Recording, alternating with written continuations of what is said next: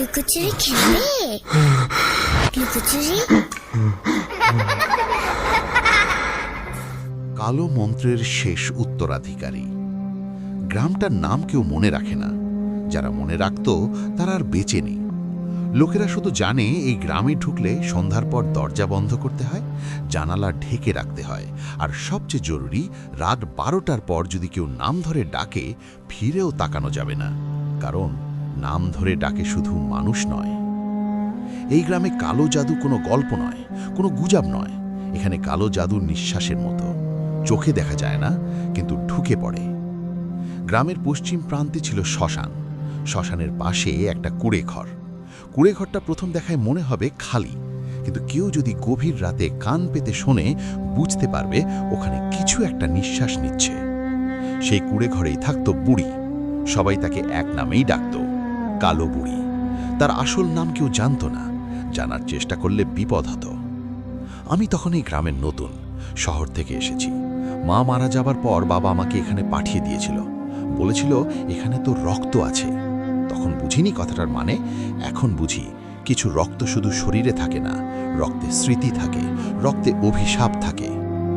প্রথম রাতে ঘুম ভাঙে অদ্ভুত গন্ধে, ধূপ, পচা মাংস আর ভেজা মাটির গন্ধ। চোখ খুলতেই দেখি জানালার বাইরে কেউ দাঁড়িয়ে। চাঁদের আলোয় চুলগুলো মাটিতে ঝুলে আছে, মুখ দেখা যায় না, শুধু কুঁজো একটা ছায়া। সে আমার নাম জানত। নামটা তার মুখে এমনভাবে বেরোলো যেন বহুদিন ধরে জিভের নিচে লুকিয়ে রেখেছিল। আমি দরজা খুলিনি, কিন্তু দরজার বাইরে সে ফিসফিস করে মন্ত্র পড়ছিল। শব্দগুলো বাংলার মতো, কিন্তু পুরোপুরি বাংলা নয়। শুনলে মাথার ভেতর কেমন ঝাঁকুনি লাগে, বুকের ভেতর চাপ পড়ে। পরদিন গ্রামের লোকেরা আমাকে সতর্ক করল।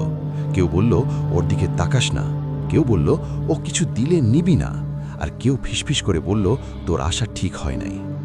আমি জানতে চাইলাম কেন। তারা চোখ নামিয়ে নিল। কালো বুড়ির নাম কেউ মুখে আনতে চায় না, নাম নিলেই নাকি সে বুঝে ফেলে। রাতে আবার সেই গন্ধ।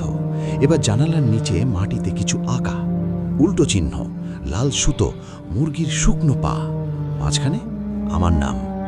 বুঝলাম আমি শুধু অতিথি না, আমি লক্ষ্য। আমি শ্মশানের দিকে গেলাম। কুঁড়েঘরের দরজা খোলা, ভেতরে ঢুকতেই গা শিউড়ে উঠল। দেওয়ালে মানুষের চুল, দাঁত, নখ, মাটিতে আঁকা বৃত্ত, বৃত্তের মাঝখানে একটা বড় হাঁড়ি, হাঁড়ির ভেতরে কালো তরল, তার মধ্যে কিছু একটা নড়ছে। পেছন থেকে কণ্ঠ এলো, ভয়